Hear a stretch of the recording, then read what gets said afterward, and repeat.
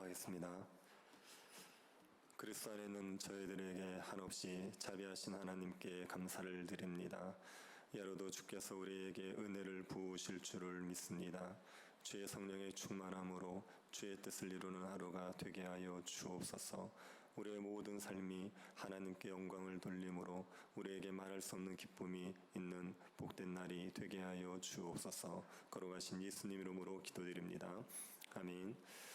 찬송가 384장입니다. 찬송가 384장입니다. 토요일 찬송가는 434장입니다. 384장입니다.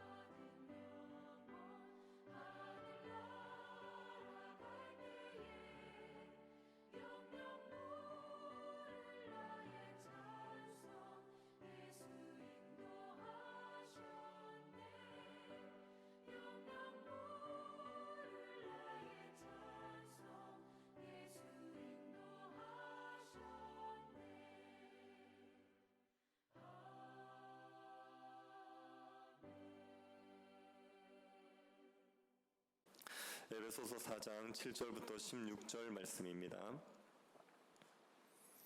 에베소서 4장 7절부터 16절 말씀입니다. 자, 이어서 한 절씩 교도하도록 하겠습니다. 찾으셨으면 교도하겠습니다. 우리 각 사람에게 그리스도의 선물의 분량대로 은혜를 주셨나니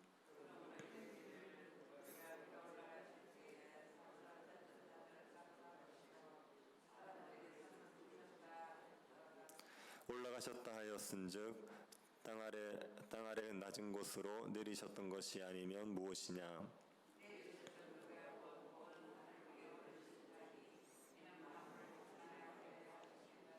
그가 어떤 사람은 사도로, 어떤 사람은 선지자로, 어떤 사람은 복음 전하는 자로, 어떤 사람은 목사와 교사로 삼으셨으니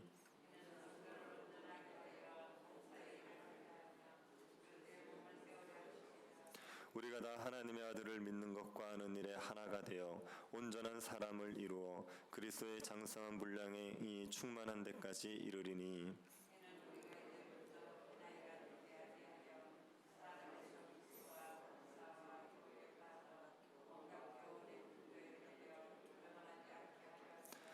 오직 사랑 안에서 참된 것을 하여 범사에 그에게까지 자랄지라. 그는 머리니 곧 그리스도라. 그에게서 온몸이 각 마디를 통하여 도움을 받음으로 연결되고 결합되어 각 지체의 분량대로 역사하여 그 몸을 자라게 하며 사랑 안에서 스스로 세우느니라. 아멘. 교회가 충만해지는 것은 하나님의 뜻입니다. 하나님께서는 교회가 충만함을 누릴 수 있도록 교회에 필요한 모든 것을 주십니다. 오늘 본문은 하나님께서 교회의 충만함을 위해서 교회에 주신 선물이 무엇인지 우리에게 알려주고 있습니다. 하나님께서 교회의 충만함을 위해서 교회에 두 가지 선물을 주십니다. 첫 번째가 은사입니다. 7절을 보시기 바랍니다. 우리 각 사람에게 그리스도의 선물의 분량대로 은혜를 주셨나니. 하나님께서 각 사람에게, 각 성도에게 은혜를 주셨다고 말합니다. 여기서 말하는 은혜라는 것은 은사를 말하는 것입니다. 예수님을 믿는 모든 사람들에게 하나님께서 은사를 주십니다. 예수 믿는 사람에게는 한 사람도 예외 없이 은사가 있습니다. 하나님께서 은사를 주실 때 분량에 따라 은사를 주십니다. 각 사람의 수준에 맞게 교회의 상황과 형편에 알맞게 은사를 주시는 겁니다. 하나님께서는 한두 사람에게 은사를 주셔서 한두 사람에 의해서 교회가 세워지도록 하지 않으십니다. 아주 유능한 한두 사람이 교회를 움직여가는 건 바람직하지 않습니다. 마치 성도들이 버스의 승객처럼 신앙생활을 하는 교회가 있습니다. 아주 유능한 목회자나 몇 사람의 성도에 의해서 교회가 움직여지는 겁니다. 나머지 성도들은 가만히 앉아서 구경만 합니다. 이건 바람직한 교회의 모습이 아닙니다. 교회는 몸의 비유가 됩니다. 몸은 각 지체가 다 제 기능을 해야지 움직일 수가 있습니다.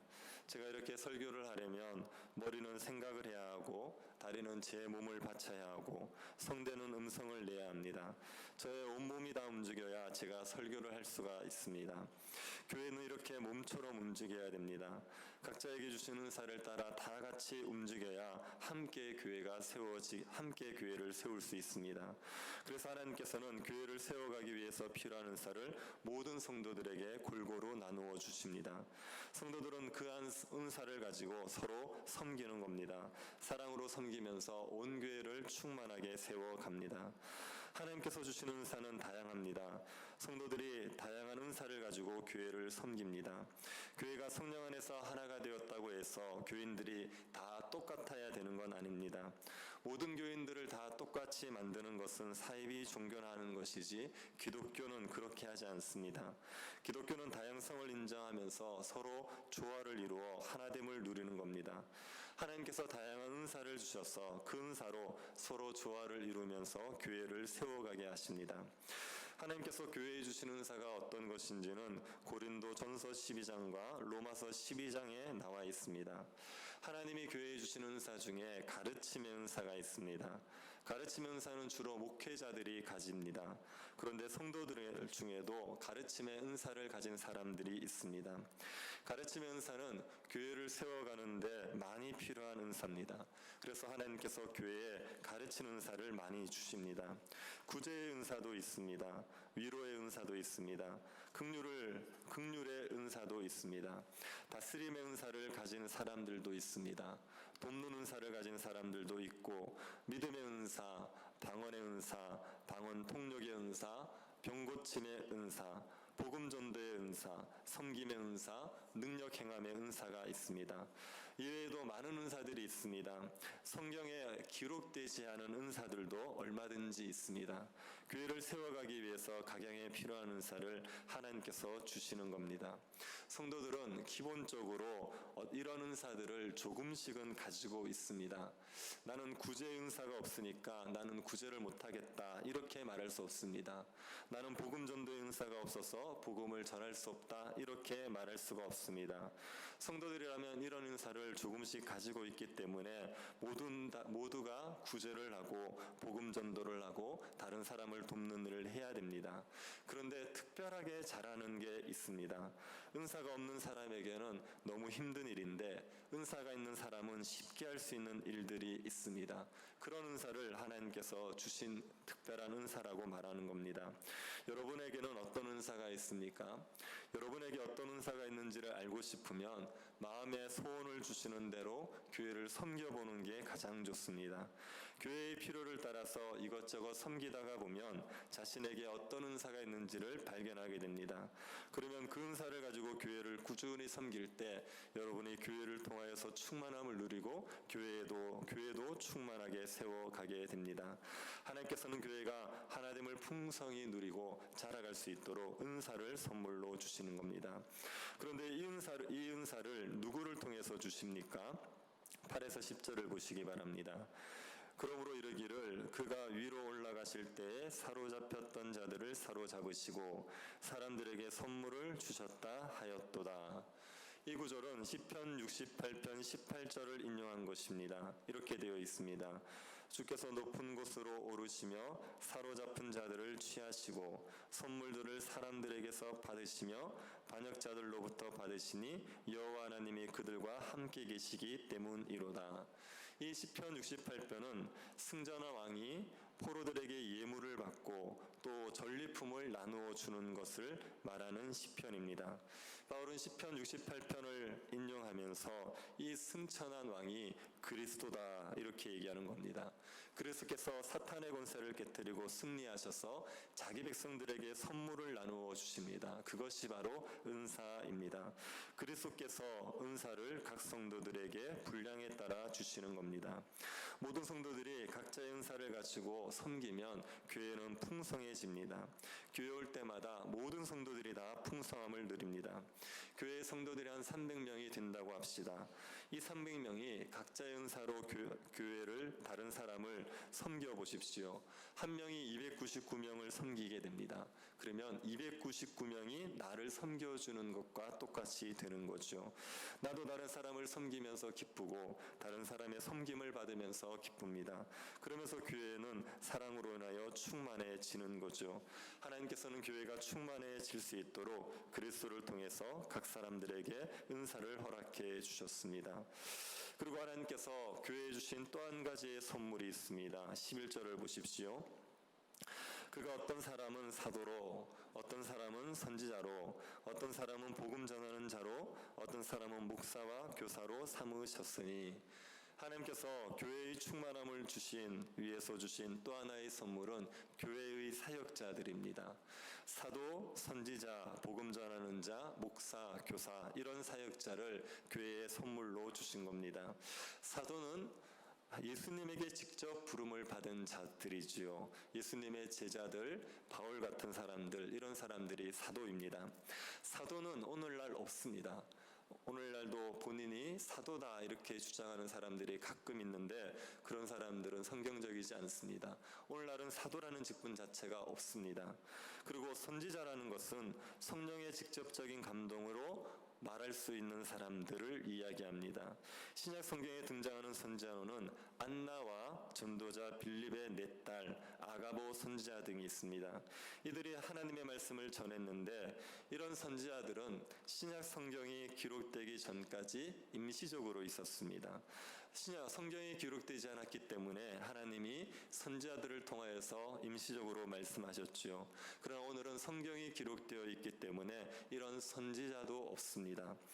복음 전하는 자라는 것은 복음의 여러 가지 사실들을 깨닫고 설명할 수 있는 특별한 능력과 힘을 가진 사람들을 복음 전도자라고 합니다.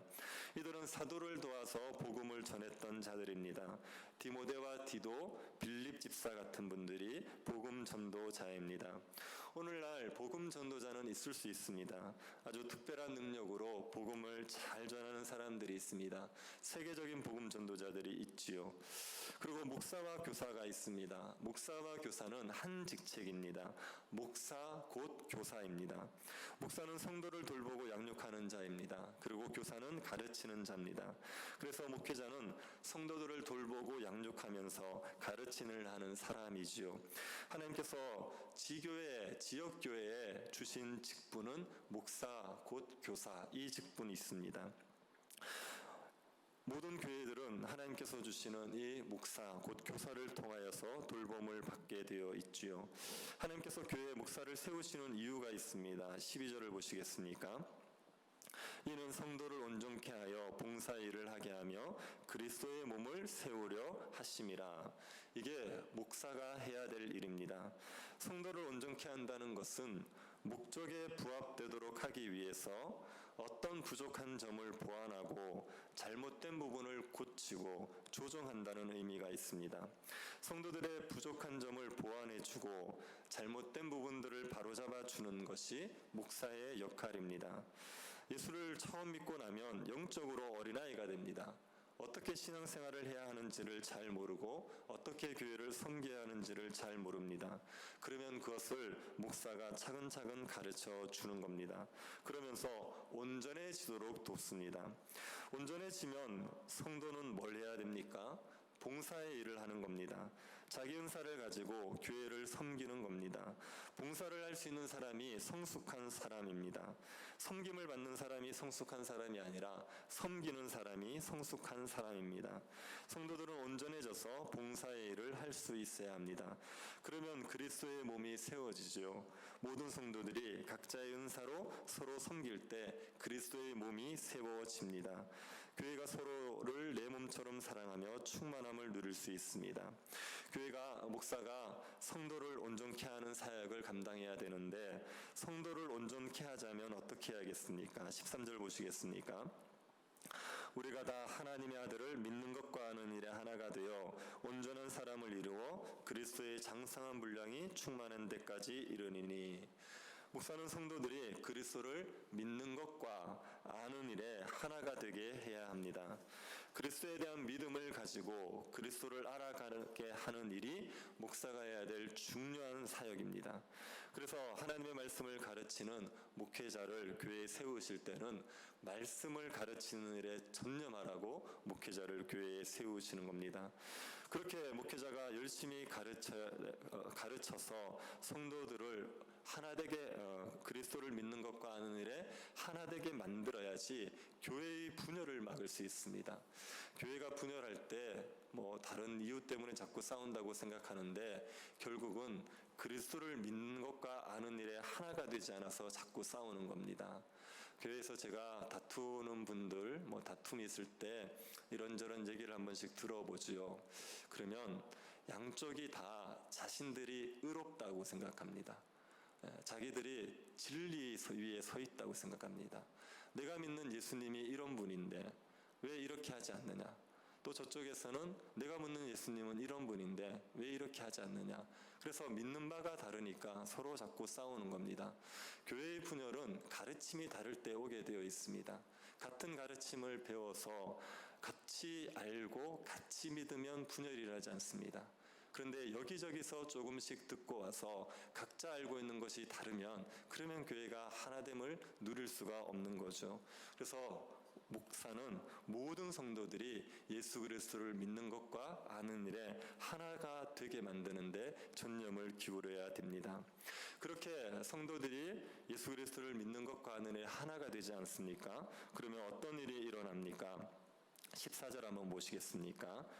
이는 우리가 이제부터 어린아이가 되지 아니하여 사람의 속임수와 간사한 유혹에 빠져 온갖 교훈의 풍조에 밀려 요동하지 않게 하려 함이라. 예수 그리스도를 믿는 것과 아는 일에 하나가 되면은 거짓 가르침에 흔들리지 않습니다. 누가 이 말 한다고 그 사람에게 흔들리고 누가 저 말 한다고 흔들리고 이렇게 하지 않습니다. 요동하지 아니하고 견고하게 서 있을 수가 있지요. 15절도 보시기 바랍니다. 오직 사랑 안에서 참된 것을 하여 범사에 그에게까지 자랄지라. 그는 머리니 곧 그리스도라. 사랑 안에서 참된 것을 한다는 것은 사랑으로 진리를 행한다는 말입니다. 성도들이 그리스도를 믿는 것과 아는 일 하나가 되어 장성하게 되면 사랑으로 진리를 행하면서 그리스도에게까지 자라가죠. 모든 성도들이 예수 그리스도를 닮은 모습으로 자라갈 수 있게 되는 것입니다. 그러면 교회가 충만함을 누립니다. 16절 한번 보십시오. 그에게서 온 몸이 각 마디를 통하여 도움을 받음으로 연결되고 결합되어 각 지체의 분량대로 역사하여 그 몸을 자라게 하며 사랑 안에서 스스로 세우느니라. 여기에 보시면 그에게라고 얘기하는 게 예수님을 말하는 겁니다. 예수님에게 각 성도들은 도움을 받게 되어 있습니다. 성도들이 힘을 얻는 곳은 예수 그리스도입니다. 예수님이 성도들에게 힘을 주시죠. 도움을 주십니다. 그런데 그 도움을 어떻게 받습니까? 온몸이 각 마디를 통하여서 받습니다. 성도들이 예수 그리스도에게 도움을 받는데 그것은 예수 그리스도께서 주신 은사를 사용하는 다른 성도를 통해서 도움을 받는 겁니다. 그렇게 성도들이 서로 각자의 은사로 다른 사람들을 도와가는 게 예수 그리스도의 도움이 온 교회에 가득하게 되는 거죠. 그렇게 서로 연결되고 결합되고 은사를 따라 섬기게 되면 교회는 자라가게 됩니다. 사랑 안에서 스스로 세워지게 됩니다. 교회는 사랑이 충만하고 사랑 가운데서 예수 그리스도를 닮은 모습으로 자라가게 되는 거죠. 이런 교회가 충만한 교회입니다. 교회는 이렇게 될 수 있도록 하나님께서 교회에 각 성도들에게 은사를 주시고 교회의 직분자를 주셨습니다. 목사와 교사, 목사를 주셨습니다. 각자의 역할들을 잘 감당하면 그러면 교회는 사랑 안에서 예수 그리스도를 닮은 모습으로 자라가게 되어 있습니다. 우리 교회가 하나님께서 주신 이 두 가지 선물을 잘 사용해서 교회의 충만함을 누릴 수 있는 그런 교회 될 수 있기를 간절히 바랍니다. 하나님 아버지, 저희들에게 은사를 주시고 직분을 허락해 주셔서 감사를 드립니다. 직분을 맡은 자들이 주님께서 맡겨주신 직분을 충성되게 감당하게 하여 주옵소서. 성도들을 온전하게 세워가는 사역들 감당할 수 있게 하여 주시고 각 성도들이 온전하여져서 은사로 교회를 섬기게 하여 주옵소서. 함께 교회를 은사로 섬겨가면서 사랑이 충만한 교회, 예수 그리스도를 닮은 교회, 하나님께 영광을 돌리는 복된 교회가 되게 하여 주옵소서. 걸어가신 예수님 이름으로 기도드립니다. 아멘. 하늘에 계신 우리 아버지여, 이름이 거룩히 여김을 받으시오며 나라의 임하옵시며 뜻이 하늘에서 이룬 것 같이 땅에서도 이루어지이다. 오늘날 우리에게 일용할 양식을 주옵시고 우리가 우리에게 죄 지은 자를 사하여 준 것 같이 우리 죄를 사하여 주옵시고 우리를 시험에 들게 하지 마옵시고 다만 악에서 구하옵소서. 대개 나라와 권세와 영광이 아버지께 영원히 있사옵나이다. 아멘.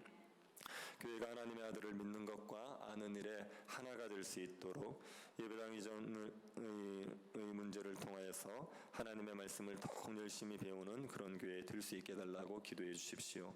6명의 수험생들을 위해서 기도해 주시고 이 수능으로 인하여서 또 코로나가 전국적으로 확산될 위험이 있습니다. 하나님께서 이 땅에 긍휼을 베풀어 주시기를 기도해 주시기 바랍니다. 저희들이 성탄을 앞두고 있는데 여러 가지 분주한 마음이 있지만 그래도 성탄을 생각하면서 성탄의 기쁨이 교회에 가득할 수 있게 해달라고 기도해 주시고 개인적으로 기도하시기 바랍니다.